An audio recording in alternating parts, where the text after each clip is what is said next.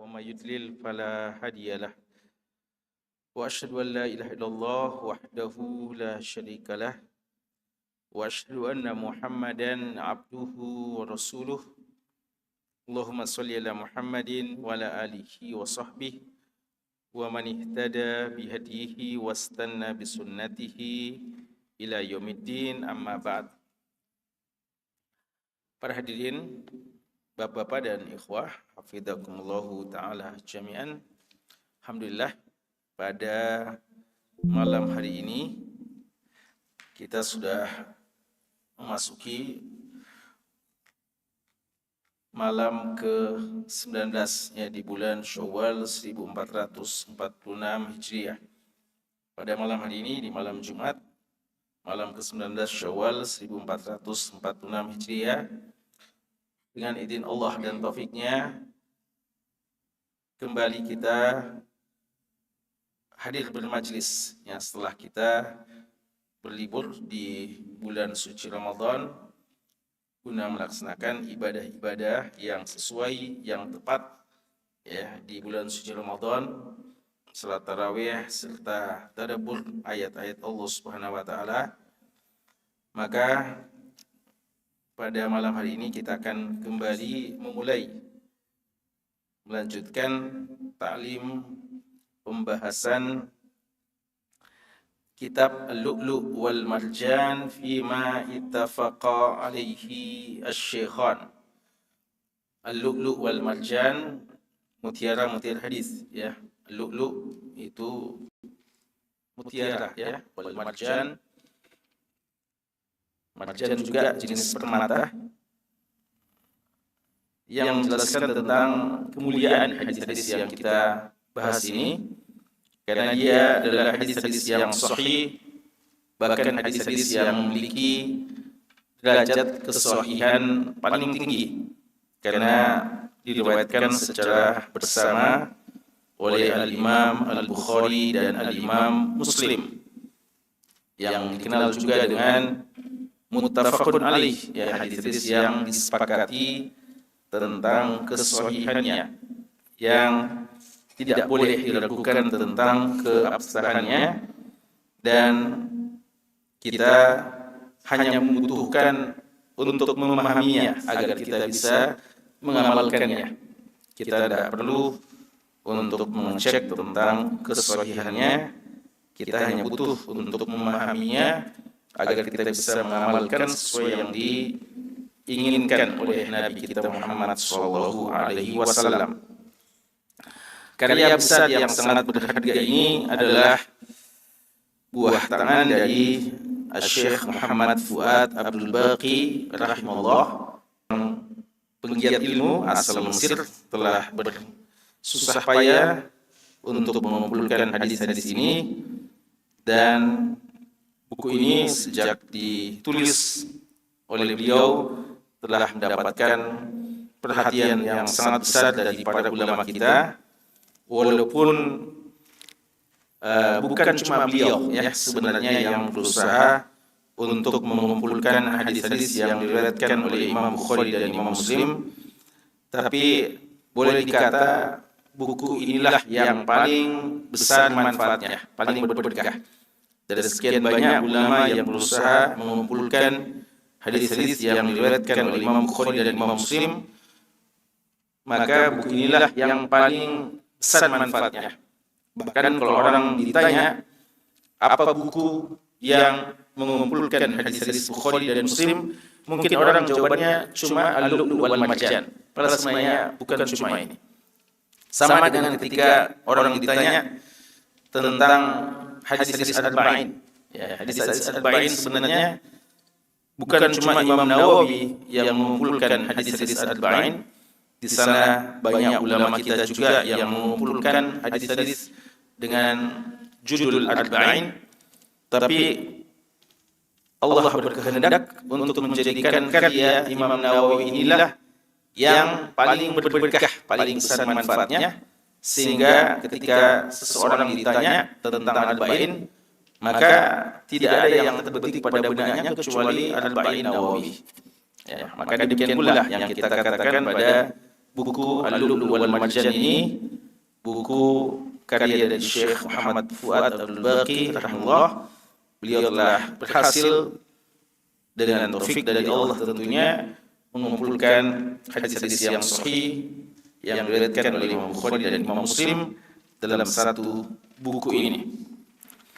Dan buku ini memuat 54 kitab, yang kalau tidak salah 54 kitab. Kita sudah menyelesaikan pada pertemuan kita yang paling terakhir kitab tentang haji. Dan kitab tentang haji itu kitab yang ke-15, gitu ya. Ada nomor kitabnya situ di buku terjemahan. Ya. Berapa? 15. Iya. Sama ya? Sama. Iya. Jadi kitab haji itu kitab yang ke-15 dari buku ini. Dan jumlah keseluruhan kitab dalam buku ini 54 kitab. Betul ya? Kalau punya kami ini tidak bernomor. 54 ya? 54. Atas beberapa pertimbangan, maka kami mau untuk membahas mulai malam ini setelah kita menyelesaikan kitab tentang Al-Hajj, maka kami langsung membahas kitab yang ke-35, yaitu kitab tentang Al-Adhahi. Jadi sekitar 20 kitab kita tinggalkan sementara, ya. Kita membahas dulu 20 kitab yang terakhir, ya. Karena atas beberapa pertimbangan, di antaranya karena setelah kitab haji, kitab tentang nikah. Dan kitab tentang nikah ini sementara dibahas di Masjid Hidayatul Ummah, ya. Ustaz kita, Ustaz Ahmad Hanafi, bahas tentang fikih muyassar, dan kami lihat dalam beberapa pertemuan pembahasannya masih tentang masalah kitab nikah. Karena itu kami rekomendasikan untuk bagi yang mau mendalami masalah nikah, ya, maka pelajari dulu itu, pelajari saya dulu itu, ya, supaya tidak tumpuk ya pembahasannya. Jadi supaya faedah lebih banyak, ada yang bahas itu, kita bahas yang lain. Walaupun kayaknya ini ikhwah-ikhwah di tadrib sudah sangat butuh untuk memahami tentang nikah. Atau belum berpikir ya? Sudah berpikir? Sudah mau diutus kah? Oh, masih lama, ya. Nanti insyaallah pada waktunya, ya.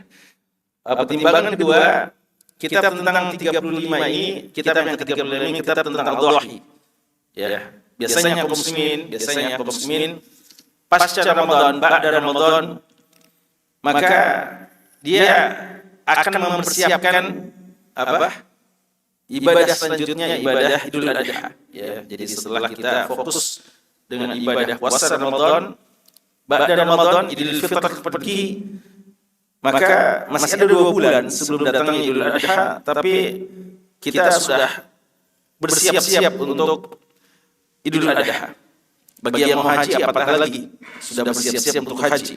Bagi kita yang tidak haji, kita sudah siap-siap untuk melakukan Idul Adha, dan salah satu ibadah yang sangat penting tahunan kita kerjakan, yaitu ibadah kurban, ya, ibadah kurban. Bahkan sebagian masjid, sebagian lembaga sudah menyebarkan flyer, ya, mengajak untuk berkurban. Maka kami memandang perlu untuk kita bahas, ya, kitab Al-Adhahi dan seterusnya, ya, dan seterusnya nanti suatu saat, ya, kalau umur panjang, ya, mungkin kita akan kembali pada pembahasan yang belum kita bahas, yaitu kitab nikah. Kitabul Adhahi, kitab tentang Adhahi. Bab yang paling pertama dalam kitab Adhahi ini adalah bab tentang waktu udhiyah. Adhahi itu bentuk jamak plural dari udhiyah. Udhiyah jamaknya adalah adhahi. Dan udhiyah atau biasa juga disebut dengan idhiyah. Ya boleh kalau dalam bahasa Arab ada beberapa bacaannya, bisa udhiyah bidhammi alif, bisa juga bikasri alif, idhiyah. Dan juga bisa bihadfi alif, kita bilang dhahiyah. Jadi paling tidak ada 3 bacaan yang terkenal, yaitu udhiyah atau idhiyah atau dhahiyah. Yang kalau kita bahasa Indonesiakan, kita terjemahkan dengan kurban, ya, kurban. Kurban atau korban? Kurban, ya. Karena ada sedikit perbedaan dalam bahasa Indonesia antara kurban dan korban, ya. Kalau kurban itu ibadah, ya. Kalau korban kadang ya dia maf'ulun bihi, objek penderita, kadang terpaksa, ya. Tapi kalau dalam tinjauan bahasa Arab, dhahiyah itu juga bermakna kurban, bermakna korban, ya, dhahiyah. Jadi seperti kita katakan, saudara-saudara kita menjadi korban kebrutalan, kebiadaban kaum Zionis. Kita bilang mereka dhahiyah, ya. Korban. Jadi korban dan kurban kalau dalam bahasa Arab mirip-mirip sama, ya. Kadang digunakan juga itu. Tapi kalau bahasa Indonesia kadang untuk membedakan antara ibadah kurban dan yang kadang sebagai objek penderita, ya, maka dibilang kurban dan korban. Jadi adhah ini bentuk jamaknya, ya, kita adhah. Kenapa digunakan bentuk jamak? Digunakan bentuk jamak karena kita berkurban dengan 3 hewan, bukan cuma satu jenis, yaitu jenis kambing dan jenisnya, lalu sapi dengan jenisnya. Kita sebutkan dengan jenisnya, ya, jadi kambing dan jenisnya segala macam bentuk kambing, ya, ada termasuk domba, lalu sapi dan jenisnya segala macam bentuknya, termasuk kerbau, ya, bagi yang tidak ada sapinya, dan unta, ya. Ini yang disebut dengan bahimatul an'am, ya, bahimul an'am. Dan sebenarnya akar kata dari udhiyah, idhiyah, dan dhahiyah ini akar katanya, kalau akar kata dalam bahasa Arab itu biasanya terdiri dari 3 huruf, ya kan? Kira-kira apakah akar katanya? Udhiyah, dhahiyah, idhiyah. Kalau 3 huruf berarti dot, ha, dan alif maqsurah. Duha. Kenapa dia dinamakan udhiyah berasal dari kata duha? Karena hukum asal kurban ini pertama kali dipotong di waktu duha, ba'da salat Idul Adha. Ya, makanya dikatakan dhahiyah karena dipotong, disembelih di waktu duha. Walaupun tidak menafikan bolehnya dipotong, disembelih di waktu malam hari. Ya, boleh juga di waktu malam hari, di sore hari. Tapi al-asal, hukum asalnya adalah di waktu duha. Itu hubungan, ya, makna lugawi dengan makna syar'i pada kalimat kitabu al-adhahi. Adapun babnya, bab yang pertama, di sini ada beberapa bab, dan bab yang pertama bab tentang waktunya, ya, bab tentang waktunya.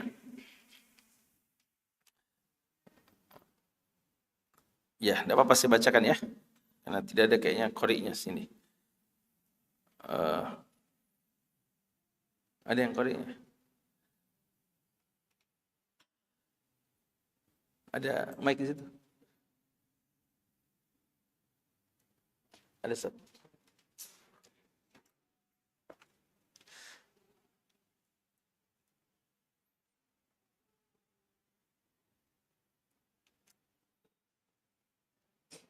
Baik, tidak dipersiapkan karena memang tidak ada murojaah malam ini, ya, atau tidak mau dimurojaah, ya. Jadi ikhwas tiba mungkin.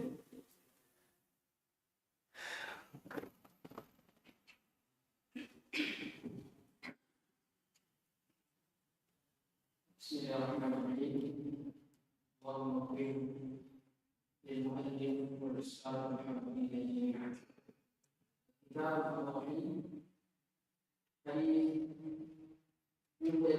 قال صلى النبي صلى الله عليه وسلم يوم النحر ثم خطب وقال من ذبح قبل فليذبح أخرى كلنا ومن لم يذبح فليذبح بسم الله. أخرجه البخاري. خلاص. الحديث الثاني اقرأ.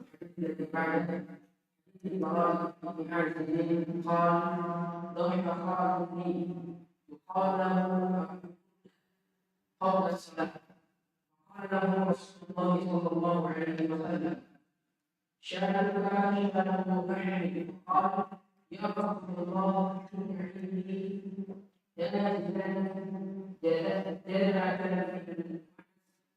قال اذبح ولم تصبح لغيرك ثم قال من ذبح يذبح بنفسه ومن ذبح بعد سنة المسلمين. Nah, baik, ahsan. Ya. Untuk bab yang pertama dalam Kitabul Adhahi, Syekh Muhammad Fuad Abdul Baqi rahimahullah menyebutkan kepada kita ada 4 hadis. Malam ini kita akan bahas 2 hadis saja insyaallah. Judul babnya bab tentang waktu udhiyah. Dan ini khos sekalian pemilihan bab yang sangat penting karena ibadah dalam Islam itu ditetapkan waktu-waktunya, ya. Jadi di antara hal yang penting kita ketahui dalam melakukan ibadah adalah waktunya. Karena kapan kita melakukan sesuatu tidak pada waktunya, entah belum waktunya atau sudah terlewat waktunya, maka boleh jadi kita cuma capek saja mengerjakannya dan tidak mendapatkan pahala di sisi Allah Subhanahu wa taala. Dan kita tahu tidak ada ajaran syariat sebagaimana Islam dalam memperhatikan persoalan waktu. Ya, Allah Subhanahu wa taala telah mengajarkan kepada kita dalam Al-Qur'an. Demikian pula Nabi kita sallallahu alaihi wasallam dalam banyak hadisnya tentang pentingnya masalah waktu. Dan dalam Al-Qur'an Allah telah bersumpah dengan makhluk-makhluknya, dan di antara makhluk yang paling sering Allah bersumpah adalah waktunya, ya, waktu. Waktu adalah ciptaan Allah. Allah telah bersumpah dengan waktu fajar wal fajri. Allah telah bersumpah dengan waktu duha wa duha. Allah telah bersumpah dengan waktu siang wan nahari. Allah telah bersumpah dengan waktu asar wal asri. Dan Allah telah bersumpah dengan waktu malam wal laili. Itu menunjukkan pentingnya masalah waktu. Dan semua ibadah apa saja ada waktunya. Rukun Islam semuanya ada waktunya, ya kan? Syahadat ada waktunya atau tidak? Bersyahadat ada waktunya. Kapan seorang bersyahadat? Ketika matahari sudah terbit dari sebelah barat, apakah diterima? Tidak lagi. Ketika sudah hari kiamat, matahari sudah terbit sebelah barat, maka tidak lagi diterima.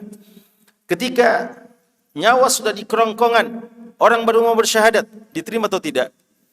Tidak diterima lagi, bukan lagi waktunya. Makanya si Fir'aun itu mau bersyahadat, tapi nyawa sudah di kerongkongannya. Maka Allah mengatakan, Al-ana wa qad asaita wa kunta minal mufsidin.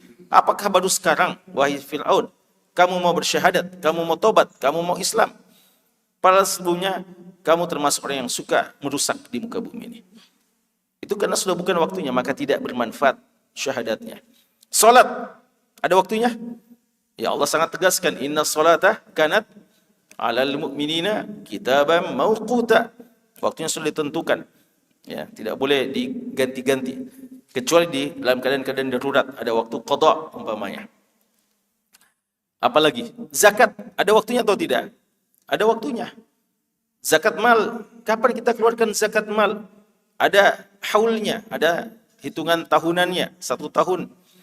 Lalu zakat fitrah, zakat fitri, zakat fitrah, zakat fitri ini ada juga waktunya. Kapan masa akhirnya dan kapan mulai boleh kita berzakat, itu juga sudah ditentukan. Lalu puasa ada waktunya. Tidak boleh kita puasa sebelum terlihat hilal. La tasumu hatta tarawuhu, ya. Jangan kalian berpuasa sampai kalian melihatnya. Melihat hilal maksudnya. Wa idza ra'aitumuhu fa'aftiru. Dan kalau sudah puasa kita lalu sudah terlihat hilal berikutnya, hilal Syawal, maka berhenti kita puasa. Jangan lanjutkan lagi puasa kalau sudah terlihat hilal. Itu ada waktunya. Haji ada waktunya. Al-hajju asyhurum ma'lumat. Haji itu ada bulan-bulan yang ditentukan. Mulai apa? Bulan Syawal. Ya, maka ini bulan ini sudah mulai masuk bulan haji. Kalau ada orang yang mau tamattu, maka boleh sudah pergi umrah, melakukan umrah bulan Syawal sudah.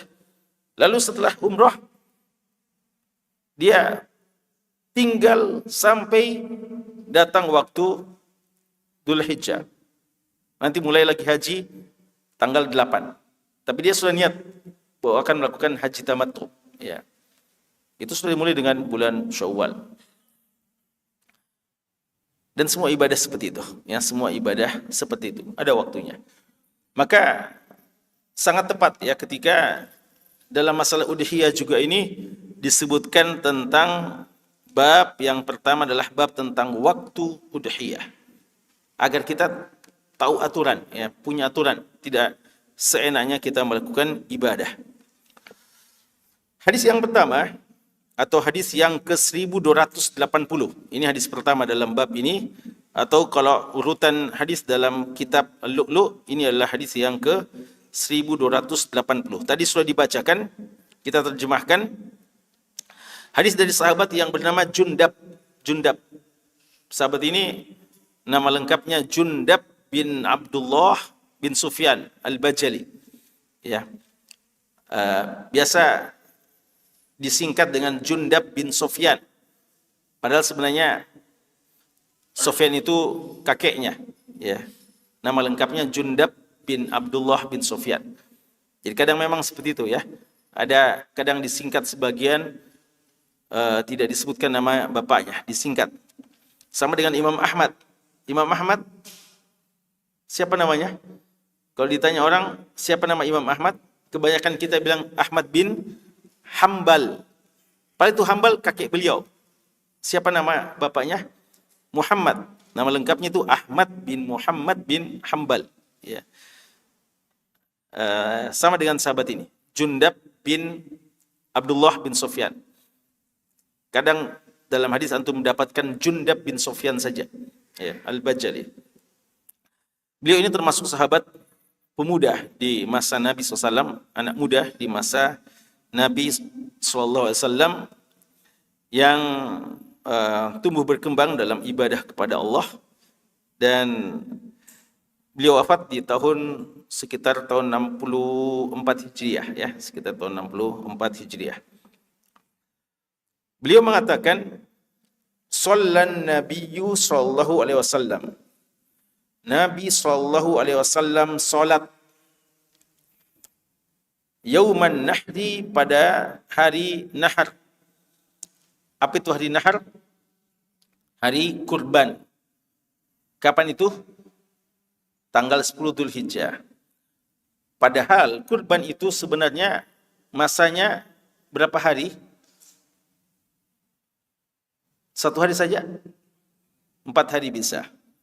Tapi disebutkan Yauman Nahar, hari kurban, khusus tanggal 10 saja. Karena itu tanggal asalnya. Jadi Kalau kita lihat ibadah haji, tanggal 8 Zulhijjah dikenal dengan Yaum At-Tarwiyah. Tanggal 9-nya dikenal dengan Yaum Arafah. Tanggal 10-nya dikenal dengan Yaum An-Nahar. Yaum An-Nahar. Atau kalau kita juga kenal dengan apa? Idul Adha. Idul Adha. Dan dalam Al-Quran, Allah namakan sebagai Yaumal Hajjil Akbar. Wa adhanu minallahi wa rasulih ila nas Yaumal Hajjil Akbar.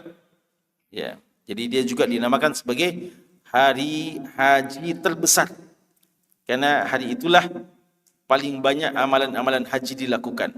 Ada 4 amalan haji yang pokok dilakukan di tanggal 10 Dzulhijjah, yaitu melempar jamrah Aqabah, kemudian menyembelih bagi yang tamattu dan yang qiran, dan yang ketiga adalah tahallul bagi yang melakukan kurban tersebut, dan yang keempat adalah tawaf ifadah. Ya, makanya dinamakan sebagai Yaumul Hajjil Akbar. Adapun tanggal 11, 12, 13, 3 hari atau 2 hari juga bisa. Faman ta'ajjala fi yaumaini fala itsma alaihi wa man ta'akhkhara fala itsma alaihi. Ini dikenal dengan Ayyam Mina, Ayyam Mina. Hari-hari Mina, karena pada saat itu jamaah haji nginap mabit di Mina, maka dia dikenal sebagai Ayyam karena jamak dari Yom. Jadi perlu kita tahu istilah Yaum, ya, Yauman Nahar. Beliau salat pada Yauman Nahar. Ini salat Idul Adha, ya, salat Idul Adha. Summa khataba. Kata-kata summa menunjukkan adanya selang waktu, ya. Dan memang begini urutannya, urutan khutbah Id, urutan salat Id itu dilaksanakan khutbah dulu, salat dulu baru khutbah. Beda dengan salat Jumat. Beda dengan salat Jumat. Salat Jumat itu khutbah dulu baru salat, ya. Adapun Idul Adha dan Idul Fitr salat dulu baru khutbah. Karena yang penting di situ salatnya. Khutbah juga penting, tapi tidak menjadi syarat. Ya, tidak menjadi syarat untuk keabsahan salat. Adapun salat Jumat, khutbah didahulukan karena satu paket yang tidak boleh dipisahkan. Ya, maka keliru. Ada orang yang biasa kalau salat Jumat nanti baru rame pada waktu menjelang salat. Khutbah baru dia hadiri menjelang berhentinya khutbah. Atau kadang nanti pada khutbah kedua baru dia bergabung. Nah, itu keliru.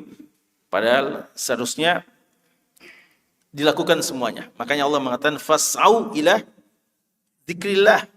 Dan kalau kita baca tafsir, yang dimaksudkan zikrullah adalah mendengarkan khutbah, ya, mendengarkan khutbah. Jadi kalau Idul Adha dan Idul Fitri kita sholat dulu baru kemudian khutbah, summa khataba.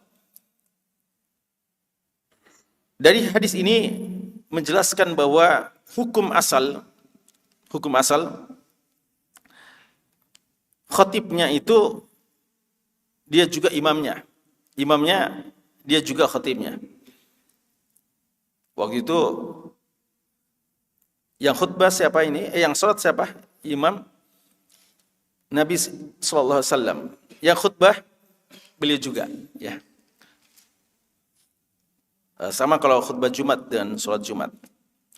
Maka sebaiknya, ya, pendapat yang lebih pertengahan mengatakan sebaiknya, bahkan ada sebagian mazhab yang sampai mengharuskan, ya, utamanya dalam khutbah Jumat dan sholat Jumat. Tapi pendapat yang lebih pertengahan kita bilang sebaiknya satu paket antara khotib dan imam selama memungkinkan, kecuali kalau ada yang dipandang lebih tepat untuk menjadi imam, ya. Tapi selama sang khotib pantas menjadi imam, maka seharusnya tetap didahulukan, ya, tetap didahulukan sang khotib, dia juga sekaligus menjadi imamnya. Sallallahu Nabiyyu sallallahu alaihi wasallam yauman nahr tsumma khataba tsumma dabaha kemudian beliau zabaha, menyembelih. Ini urutannya, ya, 3 amalan dilakukan di hari itu, yaitu khutbah, yaitu salat, kemudian khutbah, kemudian menyembelih. Kemudian menyembelih. Dan amalan yang dilakukan setelah salat Id dan khutbah Id adalah menyembelih. Utamanya bagi yang punya sembelihan. Ya, karena itu ziarah-ziarah itu sebaiknya ditunda dulu, ya, sampai selesainya penyembelihan.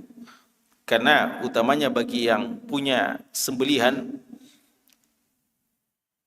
dia tidak diperbolehkan, ya, untuk menggunting rambutnya, memotong kukunya, mencabut bulunya sampai dia selesai menyembelih, ya, sampai dia selesai menyembelih hewannya. Kan itu sebaiknya hal ini walaupun tidak harus, ya, tidak harus, artinya bagi yang mau nanti hari kedua, hari ketiga silahkan. Tapi contoh Nabi kita sallallahu alaihi wasallam, beliau melakukan seperti ini. Faqal, lalu beliau berkata, man zabaha qabla an yusalliya, siapa yang menyembelih sebelum salat Id. Ini juga beda dengan salat Idul Fitri. Apa bedanya salat Idul Fitri? Apa amalan yang ada kaitannya dengan Idul Fitri?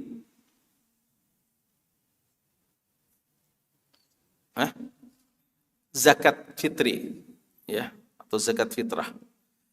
Kalau zakat fitri, zakat fitrah itu sunnahnya, afdalnya pada hari itu juga sebelum khutbah, itu paling afdal, ya, hari itu.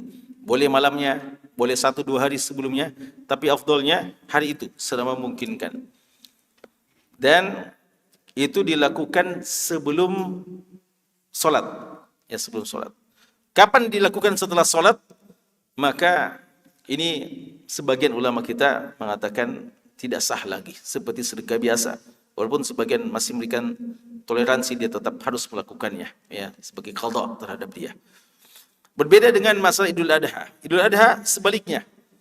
Kapan seorang berkurban sebelum, ya, sebelum masuk waktu salat atau sebelum melaksanakan salat, maka kata Nabi SAW, falyazbah ukhra makanaha, maka hendaknya dia mengganti sembelihannya itu.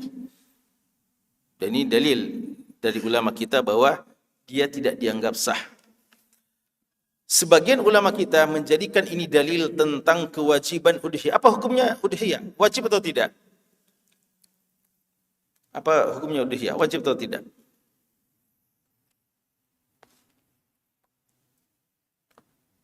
Wajib atau tidak? Ikhtilaf ulama kita. Jumhur mengatakan sunnah muakkadah. Dan sebagian ulama kita dari kalangan ahli hadis dan juga dari sebagian Hanafiyah mengatakan dia adalah wajib. Wajib. Dengan alasan Nabi kita SAW tidak pernah meninggalkannya.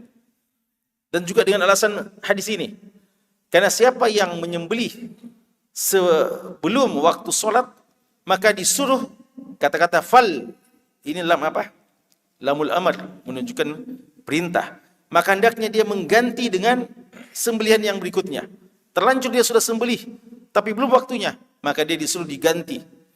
Kata ulama kita, kalau hukumnya tidak wajib, maka tidak usah diganti.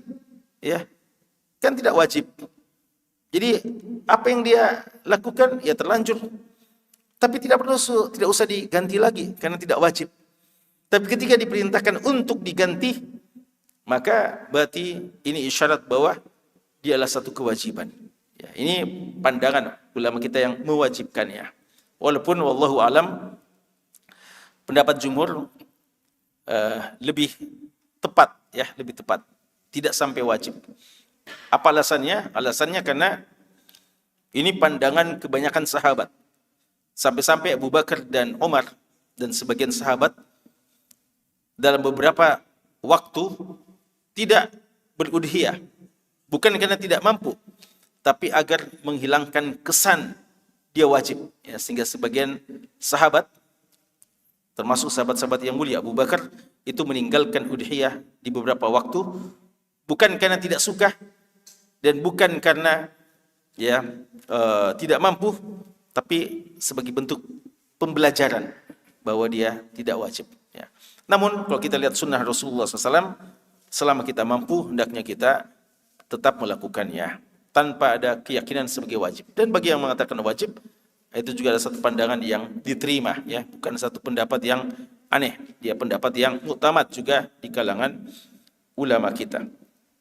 Lalu kalau ditanya ulama yang tidak mewajibkan, apa jawaban Anda terhadap hadis yang semacam ini? Di mana orang yang sudah terlanjur menyembelih disuruh lagi ganti. Kalau tidak wajib, untuk apa diganti?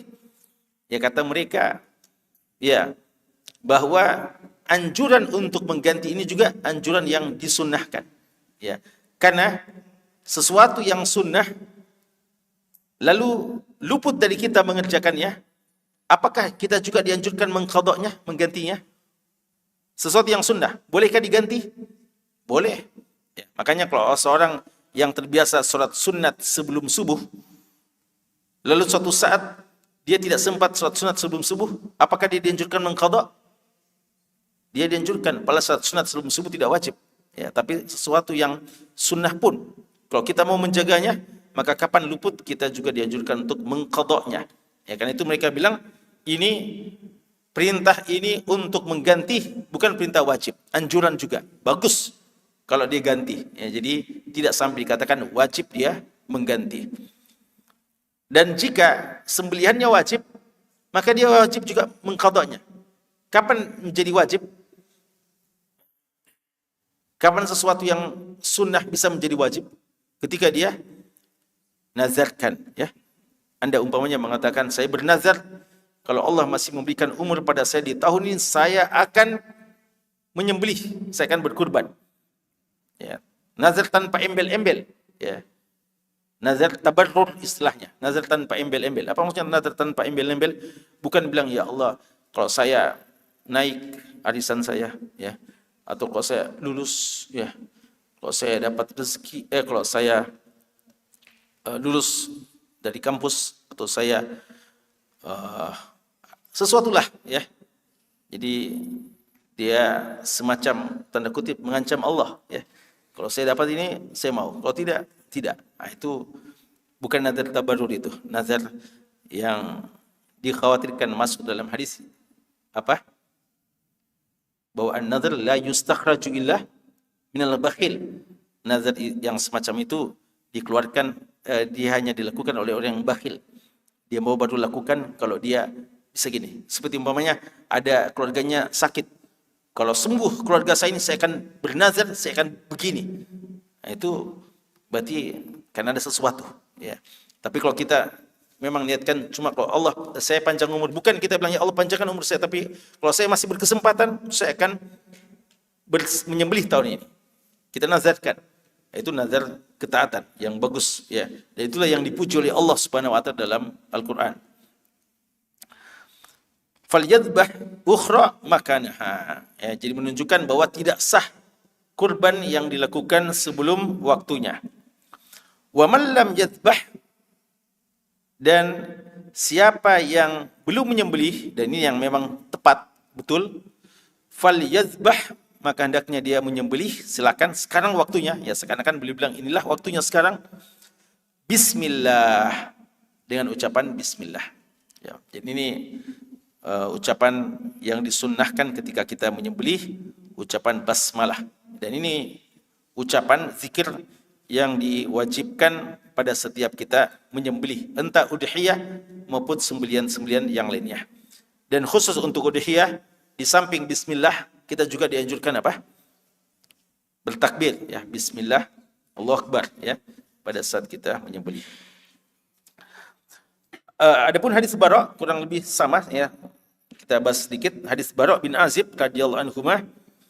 Sahabat Bara bin Azib ini sahabat yang bapaknya juga adalah sahabat. Ya, maka kalau kita baca Bara bin Azib, kita bilang radhiyallahu anhuma, radhiyallahu anhuma. Dan perlu diketahui bara ini sering salah ya. Orang bilang bara pakai tasydid. Padahal yang betul mukhaffaf, tidak tasydid. Bukan bara tapi bara ya. Abul Bara, Bara bin Azib radhiyallahu anhuma. Beliau juga termasuk sahabat yang muda pada zaman Rasulullah. Makanya beliau sama dengan Abdullah bin Umar pada waktu perang Uhud, mau juga ikut perang Uhud tapi masih ditolak oleh Rasulullah karena umurnya masih di bawah 15 tahun. Ya. Dan beliau wafat tahun 70-an ya, 73 kalau tidak salah. Radhiyallahu anhuma. Beliau mengatakan, "Duha khalun li." Ada seorang khal li, apa itu khal? Paman dari ibu. Ya, kalau paman dari bapak namanya ammun. Ammun, paman saudara bapak, ammun. Bukan amun ya, ammun. Tidak pakai mad ya, ammun. Kalau am, apa artinya? Tahun. Tapi kalau paman, ammun. Dari saudara bapak. Kalau saudara ibu, khal. Jadi paman beliau, saudara dari ibunya, doha, berkurban. Yuqalu lahu Abu Burdah. Kunyah dari pamannya ini Abu Burdah, kunyahnya.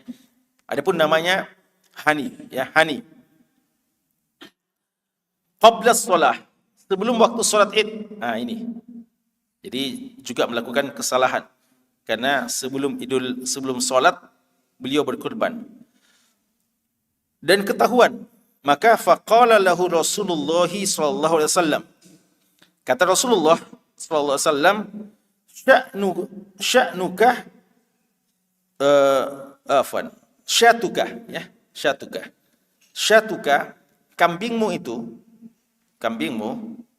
syatu lahmin, hanya kambing daging saja. Artinya kurbanmu itu dia adalah sembelihan biasa, bukan termasuk kurban. Jadi kamu menyembelih bisa dinikmati, tapi bagaikan makan daging saja, bagaikan makan sesuatu ya, konsumsi seperti biasa di luar Idul Adha. Faqal, beliau ketika mendengarkan itu, maka beliau berkata, "Ya Rasulullah, wahai Rasulullah, inna indi dajinan jaza'ah minal ma'z." Ya Rasulullah, jadi beliau merasa bersalah. Maka beliau mau ganti, tapi sudah tidak punya ganti yang mirip, ganti yang sama. Kan syah itu kambing. Kambing apa syaratnya? Berapa umurnya kalau kambing? Kan ini juga ada umurnya ya. Kalau unta berapa? 5 tahun. Kalau sapi 2 tahun. Kalau kambing harus genap setahun, ya, setahun dan masuk setahun dan lebih. Nah, sekarang masalahnya kambing yang memenuhi syarat untuk disembelih, dia sudah sembelih sebelum waktunya. Dan dia merasa bersalah, beliau mau ganti. Tapi beliau bilang, yang ada dajin itu hewan peliharaannya, ya. Jadi saya punya hewan peliharaan, saya masih punya hewan peliharaan kambing. Jaza'ah minal mas. Jaza'ah itu beda dengan musinnah. Musinnah sudah umurnya masuk. Kalau jaza'ah belum cukup 1 tahun. Ya, belum cukup 1 tahun. Bagaimana ini? Apakah bisa ini saja? Saya mau ganti ini, tapi tinggal ini yang saya punya. Apakah boleh? Kata Nabi SAW, idbahha, silahkan kamu sembelih. Ini dapat dispensasi, dapat rukhsah, kekhususan. Apa buktinya kekhususan? Beliau bilang, walan tasluha li ghairika. Tapi ini khusus untuk kamu. Tidak boleh, tidak cocok untuk selain. Ini dispensasi khusus ya. Karena mungkin beliau belum tahu dan Rasulullah masih hidup. Nah, ini masalahnya. Ya. Biasa ada orang dia belum tahu sampai dia mungkin lakukan. Tapi apakah bisa didatangi Ustaz gimana Ustaz? Bisa. Ya. Tidak ada lagi yang bisa mengatakan iya atau tidak. Ya. Rasulullah sudah wafat. Ya. Sama dengan masalah isbal ya. Masalah isbal ketika sebagian mengatakan bahwa buktinya Abu Bakar radhiyallahu anhu bisa isbal, ya seandainya dikatakan bisa isbal, padahal sebenarnya tidak isbal Abu Bakar. Tapi kita katakan Abu Bakar radhiyallahu anhu waktu itu mengadukan kasusnya kepada siapa? Rasulullah. Dan Rasulullah memberikan dispensasi ketika turun diangkat lagi itu. Itu khusus untuk Abu Bakar. Adapun sahabat-sahabat yang lain tidak dapat keringanan dari Rasulullah. Ya, Abdullah bin Umar dan sahabat-sahabat yang lain. Hari ini bolehkah kita datang kepada Ustaz? Saya bisa isbal, Ustaz. Ya. Oh iya, antum, ya silakan. Antum, jangan. Ya. Tidak lagi yang bisa berikan rekomendasi kecuali Rasulullah SAW sudah wafat. Ya, sehingga tidak ada alasan bagi kita untuk berdalilkan yang semacam ini. Ya, karena ini adalah hak khusus ya dari Nabi kita sallallahu alaihi wasallam. Summa qala, kemudian beliau berkata, man zabaha qabla as-salati, siapa yang menyembelih sebelum waktu salat, artinya sebelum salat Id, fa inna ma yadhbahu li nafsihi, berarti itu hanyalah kurban untuk dirinya sendiri, artinya memotong untuk dirinya sendiri, tidak termasuk ibadah kurban. Ya. Wa man dhabaha ba'da as-salati, dan siapa yang menyembelih setelah waktu salat, artinya setelah selesai salat Id, faqad tamma nusukuhu, maka dia telah sempurna nusuknya. Apa itu nusuk? Ibadah, sembelihannya. Ya, makanya di antara namanya lah nusuk. Allah katakan, "Qul inna salati apa? Wa nusuki." Apa artinya nusuki? Kalau kita lihat tafsir, nusuki wa dzabihati, dan sembelihanku. Jadi nusuk dinamakan juga adalah nusuk. Karena itu juga akikah itu di antara namanya lah nasikah. Karena nasikah bimana nusuk, sembelihan. Wa man dhabaha ba'da sholati faqad tamma nusuku, dia telah melakukan berkurban. Wa asaba sunnatal muslimin. Ini. Dan dia telah dia telah mengena, artinya telah sesuai dengan sunnah kaum muslimin. Sunnah kaum muslimin. Apa sunnah kaum muslimin? Artinya yang sesuai dengan aturan yang diajarkan oleh Nabi SAW kepada kaum muslimin. Dan ini menunjukkan ikhwaskan bahwa hukum asal kita harus sesuai dengan kaum muslimin. Ya. Makanya dikatakan apa? Qiblatuna man istaqbala qiblatana wa shalla salatana. Ya. Dia sesuai salatnya, sesuai dengan salatnya kaum muslimin, kiblatnya kaum muslimin. Ya, jadi hukum asal kita sama dengan kaum muslimin. Jangan tampil beda, ya. Ada kan biasa orang mau tampil beda. Kapan Idul Fitrinya kaum muslimin? Dibilang hari Senin. Kalau hari Ahad ada juga gitu. Saya mau hari Sabtu, ya. Kan biasa orang gitu ya. Kalau 1-2 hari saja, kalau 1 hari saja bedanya, jangan-jangan sama dengan Saudi umpamanya. Kita mau yang beda, ya. Yaitu kita hari Jumat atau hari Kamis, ya. Karena saya bangga dengan itu. Ini menyelisih kaum muslimin, ya. Ini yang dinamakan seorang yang menyelisih kaum muslimin, ya. Maka kita diperintahkan untuk sesuai dengan kaum muslimin. Hukum asal kita sesuai dengan sunnah kaum muslimin yang merupakan ajaran yang diajarkan oleh Nabi kita SAW. Tidak boleh kita tampil beda. Boleh kita tampil beda kalau kaum muslimin yang ada di sekitar kita menyelisih sunnah Rasulullah SAW. Tapi jika mereka sudah sesuai, kita cuma mau tampil beda, mau dikenal, ya, syuhrah, waliyadzubillah, maka ini adalah telah menyimpang berkali-kali, ya, telah melakukan penyimpangan berkali-kali.